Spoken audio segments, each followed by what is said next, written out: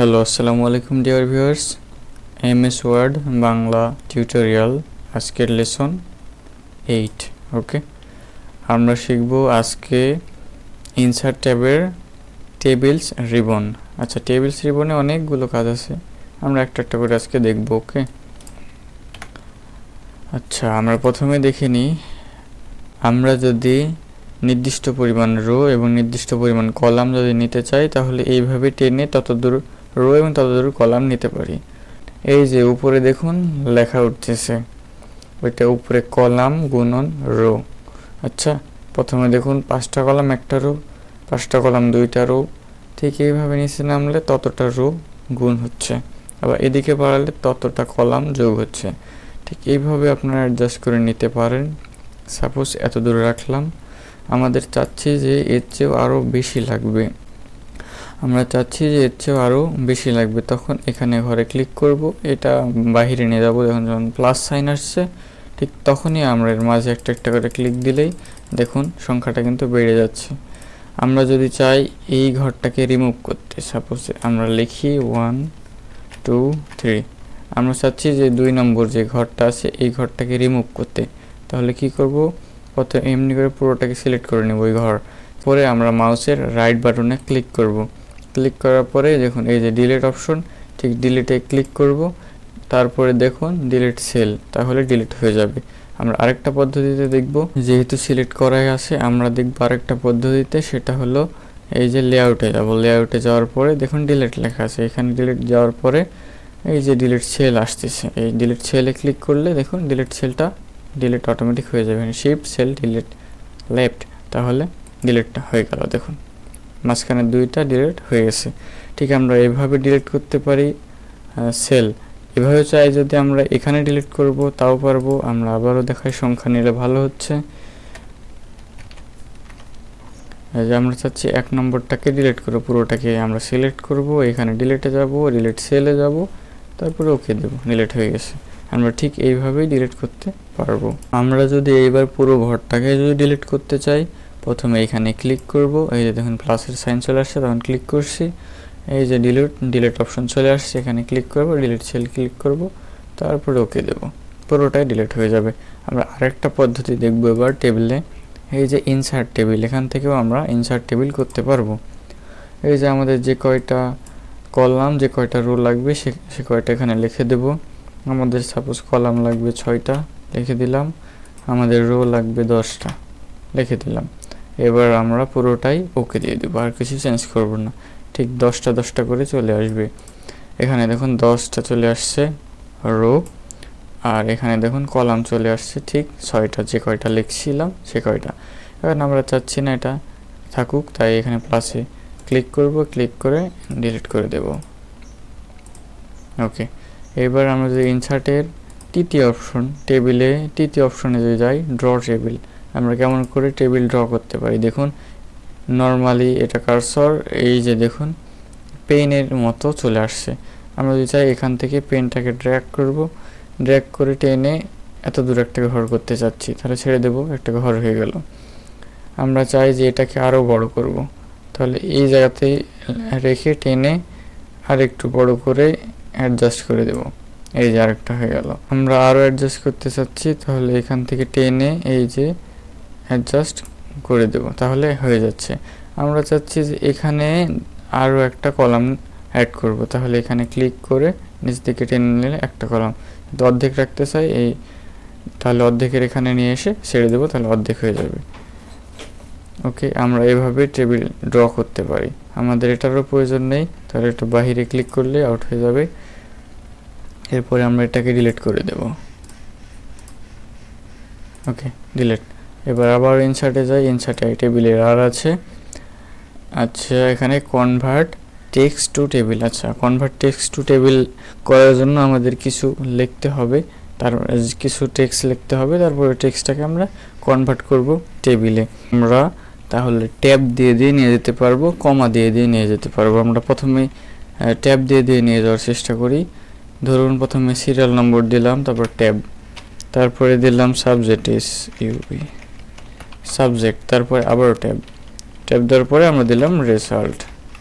ওকে, আমরা ইন্টার দিলাম, এবার ফার্স্টে দিলাম, আবার ট্যাব দিলাম, তারপর সাবজেক্ট দিলাম এমএটিএস ম্যাথ দিলাম, তারপরে ট্যাব দিলাম, রেজাল্ট ধরলাম 20, তারপর আবার 2 নম্বর দিলাম, তারপর আবার ট্যাব দিলাম, আবার ইংলিশ দিলাম, আবার ট্যাব দিলাম, আবার দিলাম 50। ঠিক আছে, আমরা এতটুকুকেই আমরা যদি টেবিলে কনভার্ট করতে চাই প্রথমে সিলেক্ট, পরবর্তীতে যাব কনভার্ট টু টেবিল।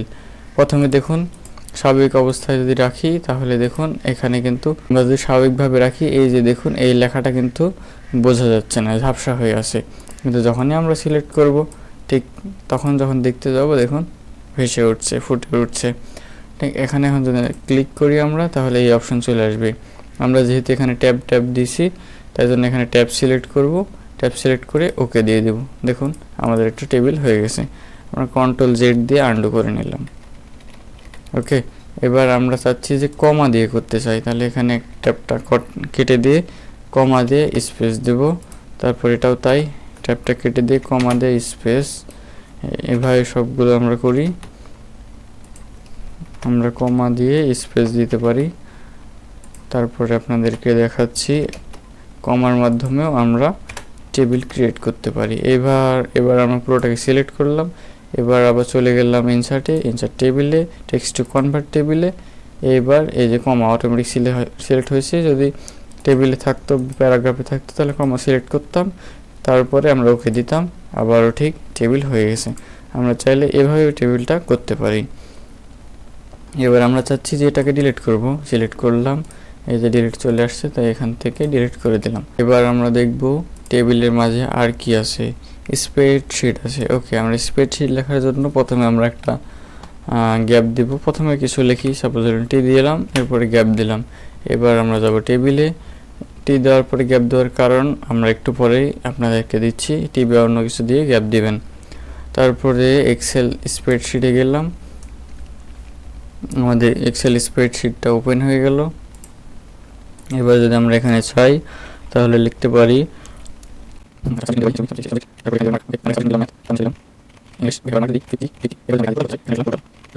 আমরা এই টোটাল ঘরটাকে কালার করতে চাচ্ছি, তাহলে প্রথমে এইভাবে সিলেক্ট করব, তারপরে এই যে দেখুন এই কালারে যাব, কালার থেকে আমরা যে কালার করতে চাচ্ছি সে কালারটা করতে চাই।